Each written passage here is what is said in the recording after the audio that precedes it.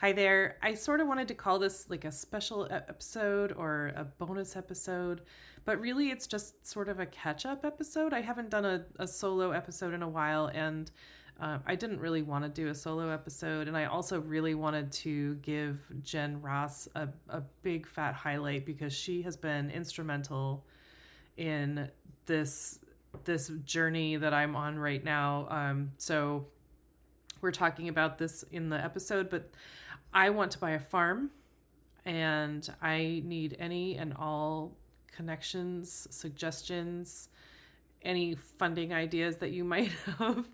And so that's basically what this is, but I'm going into depth. And Jen is she has the most incredible connections because she has this podcast called The Agritourist, and I highly recommend it.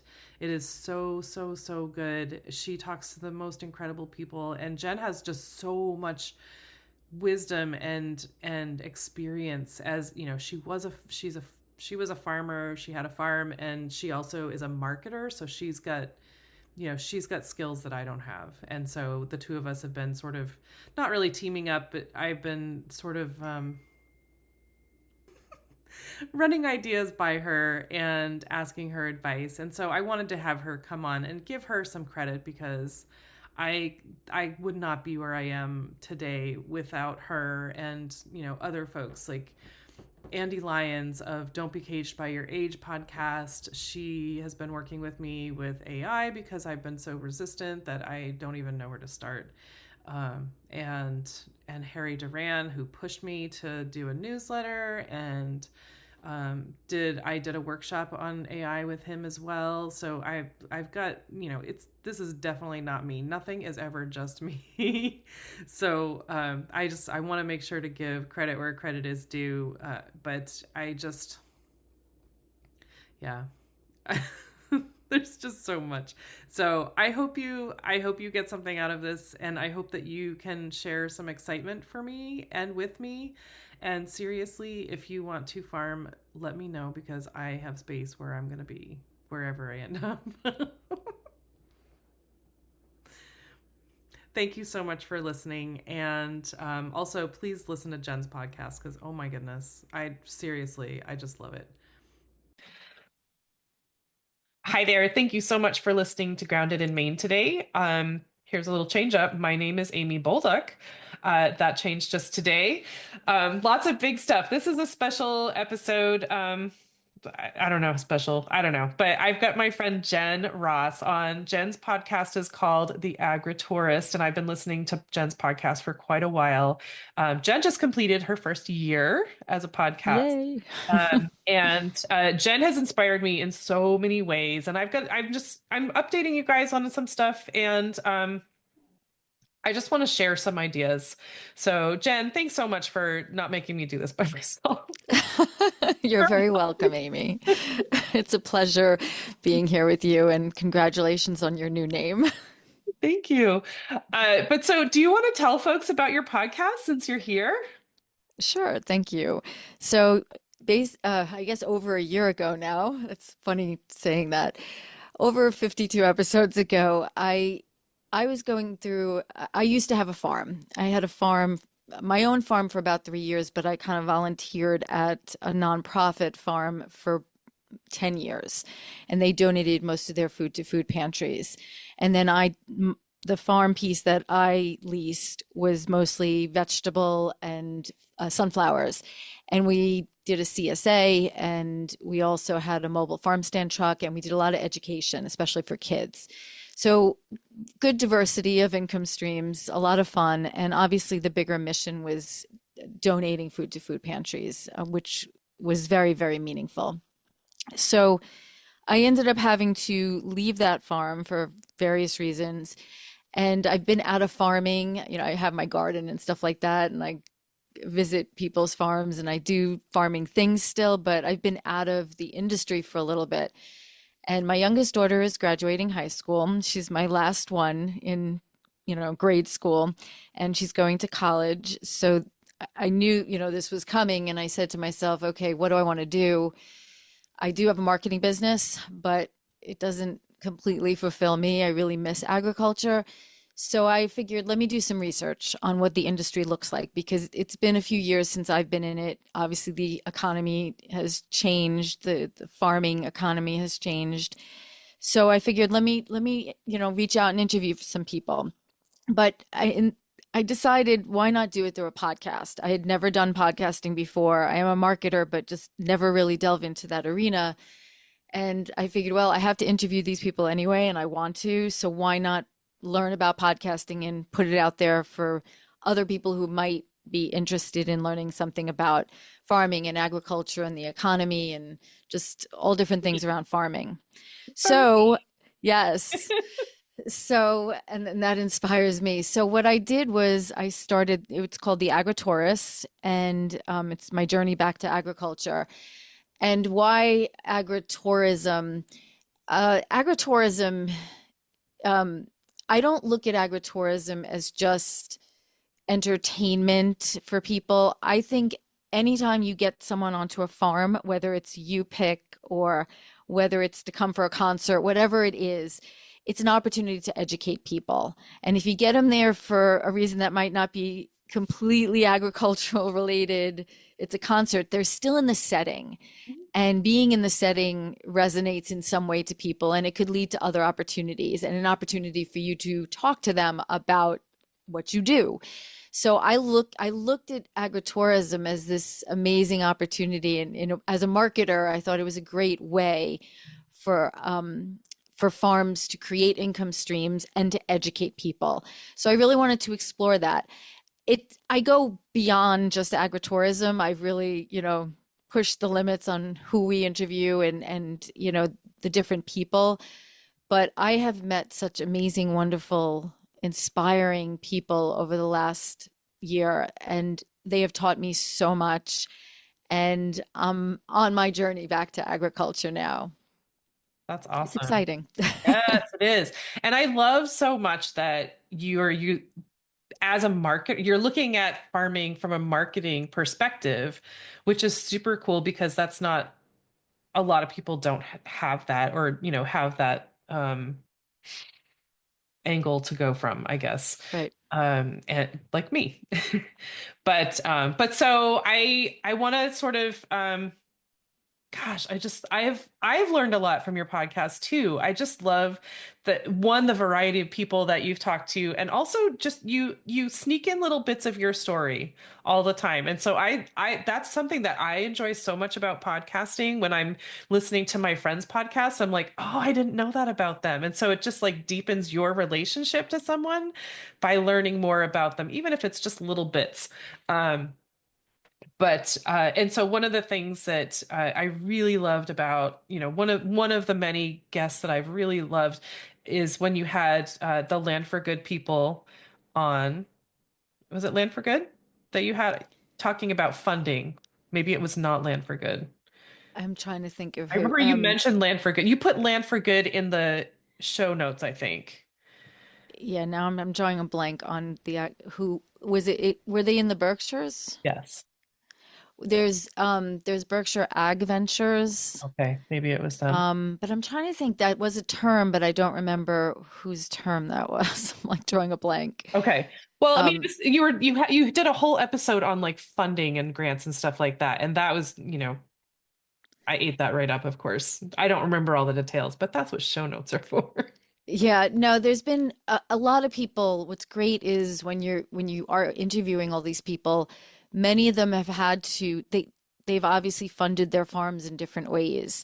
And so, and obviously depending on where you live, the county you live in, the state you live in, and then there's the US, so there's so many different levels of opportunities that people have introduced to me that I was like, wow, I didn't realize they give grants or, so it's come up. I try to get that information from everybody from wherever they are. But Berkshire Ag Ventures, if they are who you're speaking about, they they're a very innovative organization as far as how they give money, and they've really done a lot of research working with farms to figure out what farms need and how can we build a funding option for them.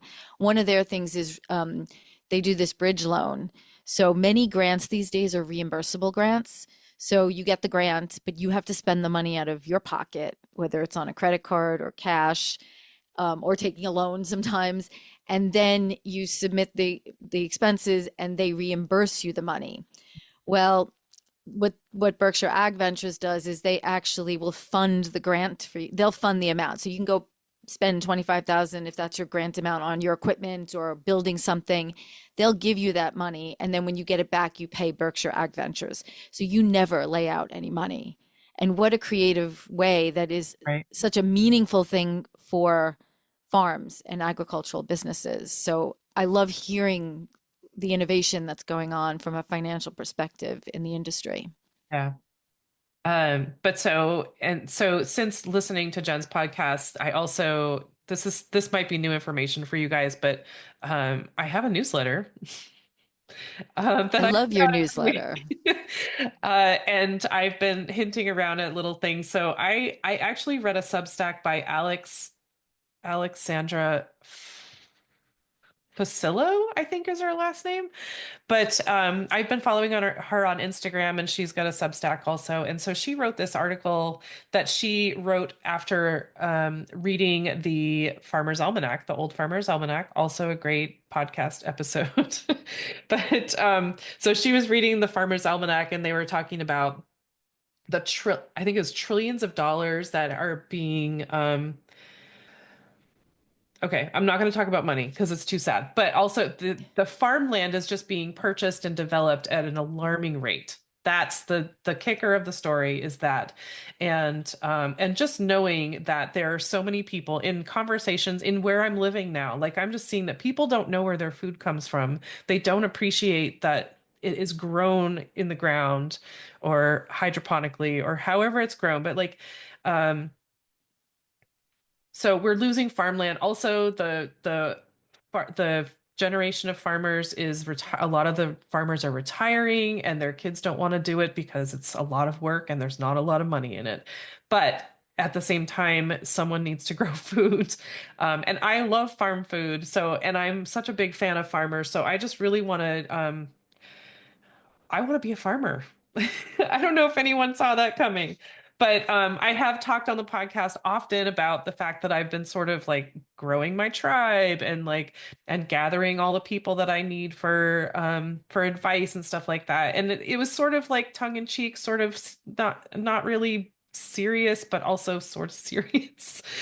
So I am putting it out there that I am going to purchase or lease a farm and I'm going to grow some food and I'm going to feed a community and I'm going to practice so many agritourism practices to get people there to see where the food is grown, to see what it's like to grow food, to see what it's like to have your hand in the dirt and to just walk the grounds and to pet the animals and eat the food and like, I just want people to understand that. I want them to see it. I want them to feel what it's like to be in that environment.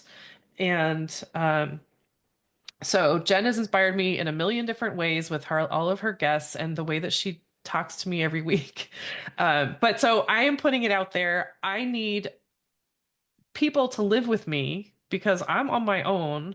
I can't afford a farm on my own, so I need people to join finances, and also I need people to help me to work on the farm because I still have to work because I can't pay for it out of my pocket. Um, but so I am looking for help.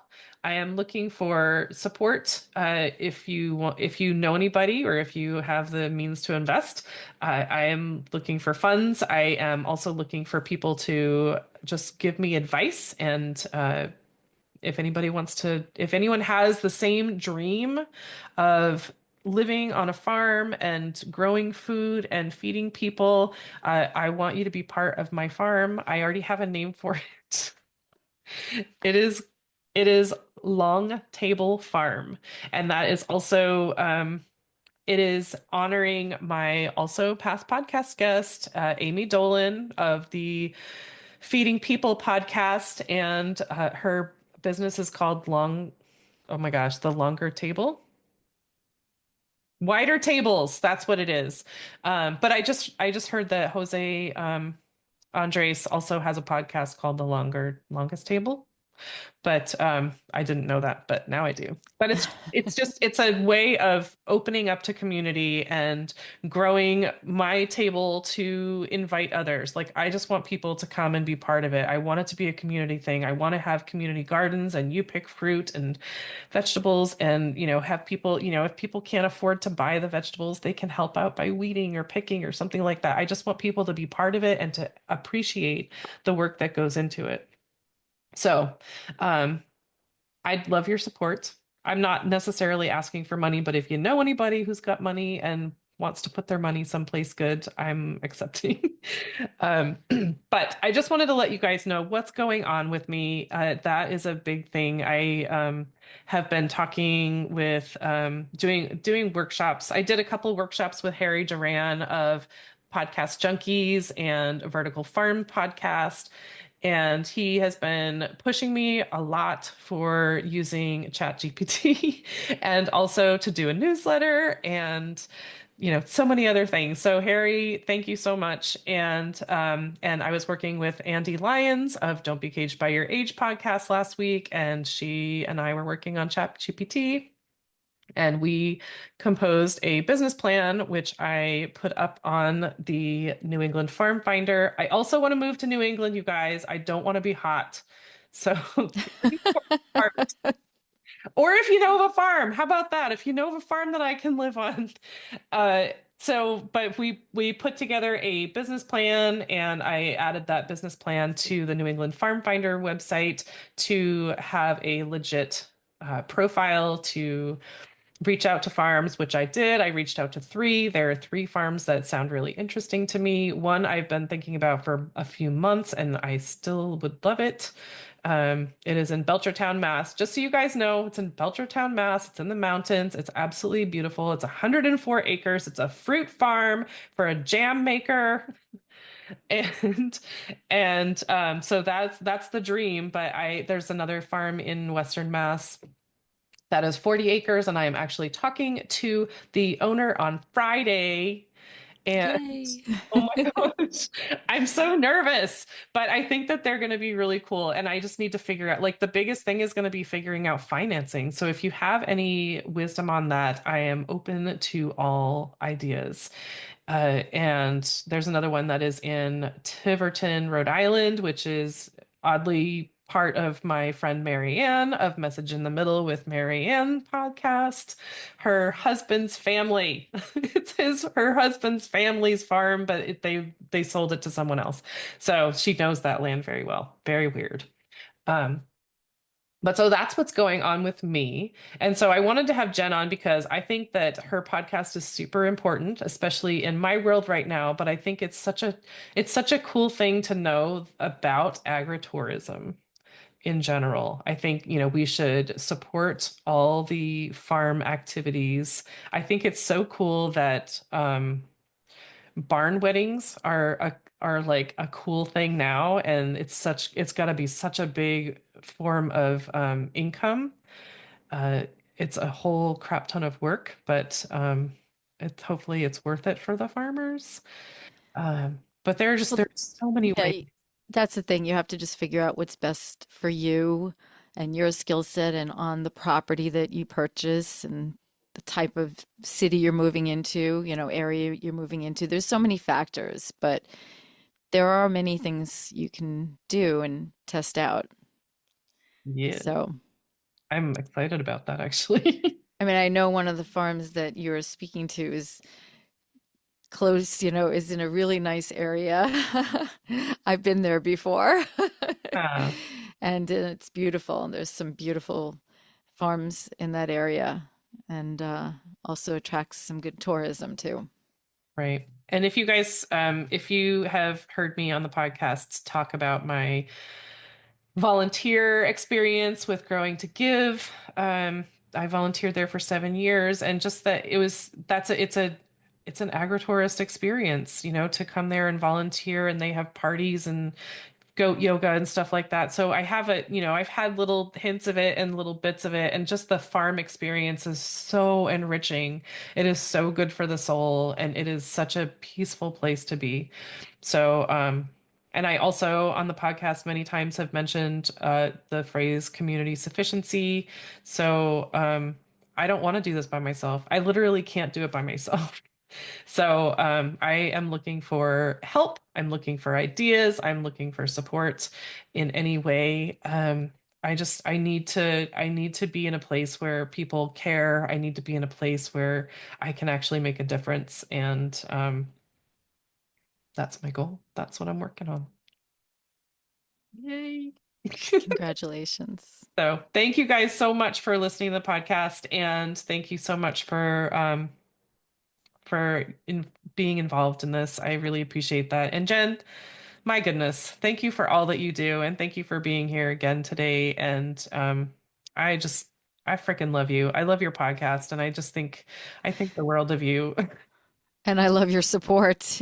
We met at the very beginning of this and talk frequently, and your guests inspire me as well. So I'm excited to be part of your adventure, and Maybe good we'll be things are happening. neighbors. I was going to say, I have to learn more about the farm that you're talking to because maybe there is some type of opportunity that we can collaborate on. My goodness. So, and also, you guys, I have a newsletter. I'm putting it out. There's some stuff that I'm just keeping in there, like the Substack, the initial Substack that inspired me. It just woke up a dream for me that I've had for at least 20 years. It's just, I wanted to do it with friends, and I still want to do it with friends. I just thought that, I was married and it was just not going to happen, but no. How about that? How about that life? And so now the opportunity is back on the table, and I'm looking for friends. I'm looking for people to do this with, and